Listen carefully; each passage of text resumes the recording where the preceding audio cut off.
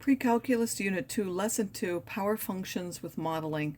So power functions are when we have a function which is k times x to the a, where a just can't be equal to 0 and k can't be equal to 0. K is our constant of variation or proportion. If a is a positive number, then we would say f of x is proportional to that, or x varies as that.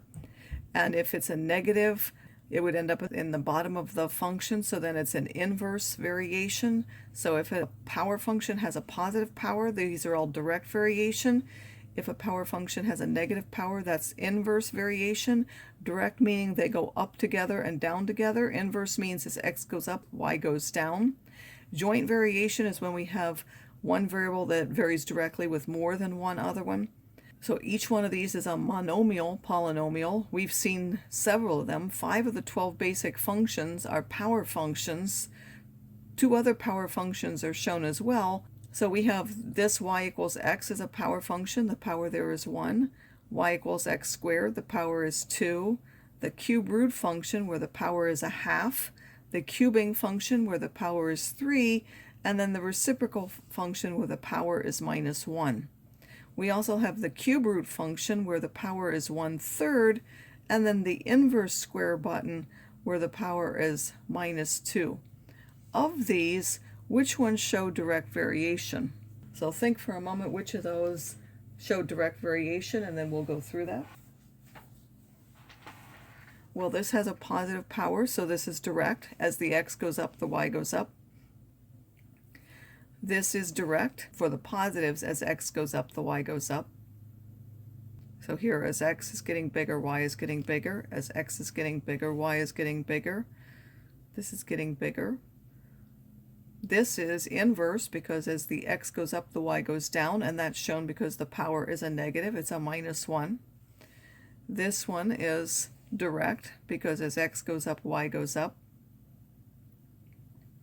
This one, as x goes up, y goes down. Again, when we say that, we're only talking about the positive half. I didn't specify that before, not the negative half. Only consider the positives when you're looking at that. If it's an odd power, it won't make any difference. So now graphs of those functions, they have to contain the point 1k. So if you put in 1 into that function, the only thing you're going to get is k. If the power of a is positive, it will also go through 0, 0. For x is bigger than 0, the graph will always lie in quadrant 1 if the k is positive, or in quadrant 4 if the k is negative. For x is less than 0, there are 3 possibilities for what you can get. First of all, it could be undefined. So if you reduce this power, and this happens to be an even root that you're taking, we know we can't take even roots of negative numbers, so it would be undefined in this case if this bottom is even when the fraction is reduced. So if this is even, the other 2 cases have the bottom odd. So if we reduce and the bottom is odd and the top is even, that will be an even function, in which case we know that the left half will match the right half. And then if it's odd and the top is odd, then it will be an odd function, and we know that that will be symmetric around the origins, so the right half and the left half will be opposite of each other. So decide first of all if each of these is a power function, and then whether it shows direct or inverse variation.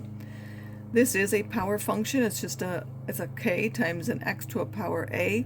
It's direct variation because this is positive, and that's an odd power, so that's an odd function.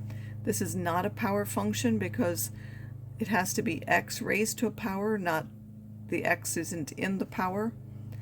This is a power function. Again, it's simply a constant at x times a power. This is inverse variation because this is negative, and because this reduced, this has an odd denominator and an odd top. That's an odd function.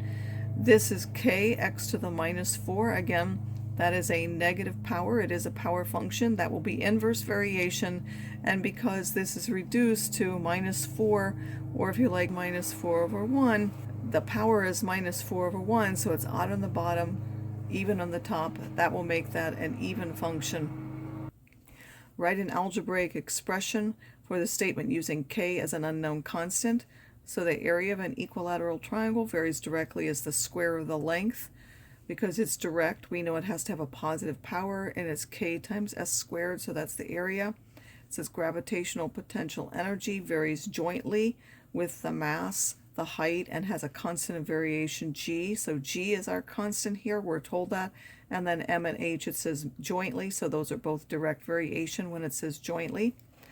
A variable w varies jointly with x and the square of y. That means there's going to be direct with those and inverse with z. Anything inverse will turn up in the bottom. Anything direct or joint will show up in the top.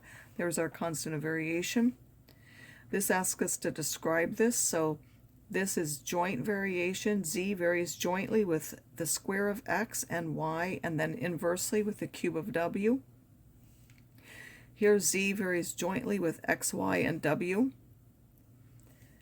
Here it says z varies jointly with x and y, so z is kxy. We are told that z is 10 when x and y are each 2. If we substitute those in there, we can find k and then put that back in our model. And now if we have new x and y values, we can find out the value of z.